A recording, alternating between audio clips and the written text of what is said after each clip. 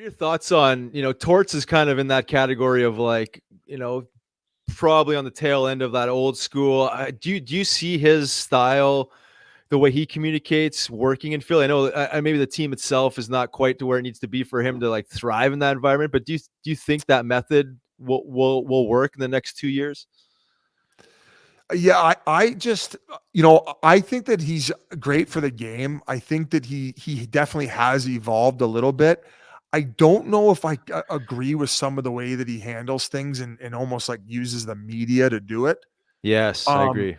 I just, I think that I mean, that's good for, I'm in media. Every time something happens, I say, fucking great, gave me something to talk about. But if you're trying to get a rapport with your players, I think that sometimes he goes about things the wrong way.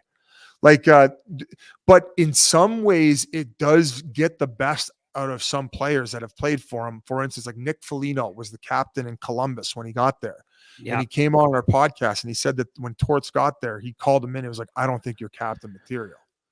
So that's not how I would have approached it. But Foligno's experience was brought my fucking work, my lunch pail every day. And he almost like he wanted to earn that trust. And he did by doing so that the way that Torts wanted it to be done, where the way that he handled the situation with Hazy this year. Yeah. I also sometimes wonder if it's like 3D chess where they're like, hey, we need to take him out of the lineup because he's kind of the morale of the team. And, we're not going to win with him out of the lineup. And we need to keep losing more games because we want Bedard. Yeah. Yeah. Right. Maybe I'm overthinking it. Maybe I'm overthinking it too. Right. Yeah.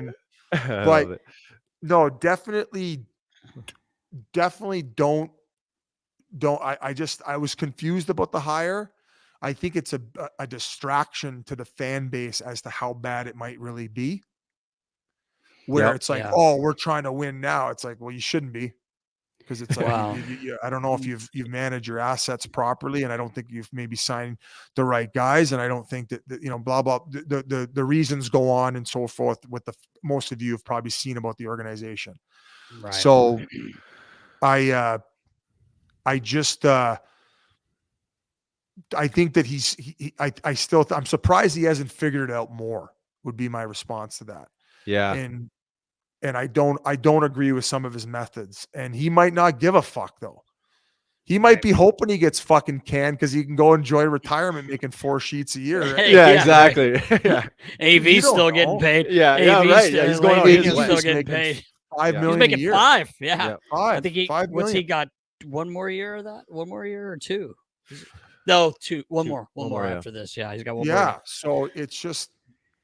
Thanks for coming. Again, but then again, I've never been a head coach in the National Hockey League. Who the fuck am I to say that that's all? All I'm looking at it is from the player perspective, and maybe I think after the day after he sat him, he never called him in to have a conversation with Hazy, I believe. Because it was even talked about in the media, like, no, I never found out why I was scratched or not scratched, sat for the remaining period. I would call a guy in and say, you know why I'm fucking sitting you and like embarrassing you and not even embarrassing you. I'm not giving you fucking ice time if this is the effort. I would have clips ready. I don't think this is right. I don't think that's right. I don't think this is right. I don't think this is right. And I think you're letting down your teammates. I think you're showing them a bad example of how to play hockey and be successful at it. If there were, in fact, examples, and if there were, and that would be my approach to doing it. Not going silent treatment, not doing it in the media. I'd say, yeah, I sat him because I wasn't seeing things that I thought were appropriate to send an example. And I don't think that he was earning his ice time. And he's going to be back in the lineup next game. And I hope that he brings a better effort. And I've had a talk with him. Yeah. Boom. Yeah. Totally.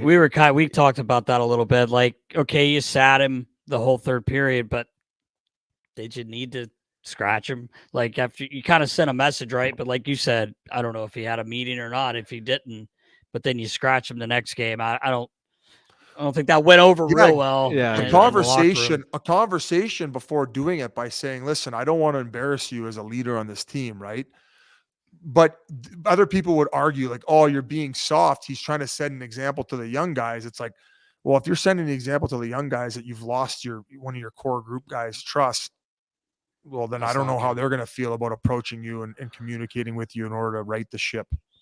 Yeah, 100%. And this is like going back to the start of this specific conversation. It's all about communication. Like you can do all these things we're talking about. You can teach players hard lessons, right? You can teach teams hard lessons, but you don't got to be a dick. You don't got to you don't got to come across that way. In my opinion, I completely agree. I think the last example of it for a coach was probably Sutter in LA.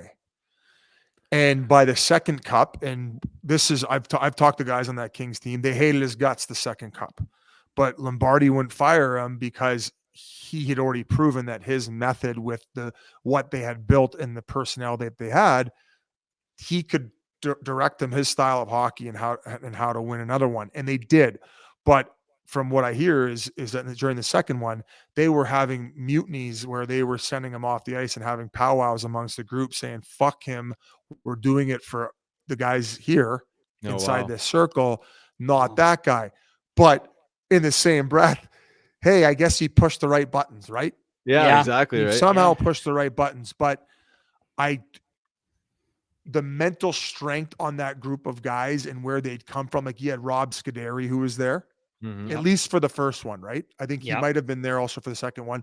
But Greener was a big voice in that locker room who had already seen and he'd been through it all. Sutter didn't intimidate him. Right. Yeah, right. He'd fucking shake his head and get the fuck out of the locker room and I'll talk to the guys and we'll figure this out. Like all of them. And so that was probably the last example where you look at all these guys, Bednar, players coach, Coop, players coach. As structured as Trotz is, he was a player coach. He's got a big heart.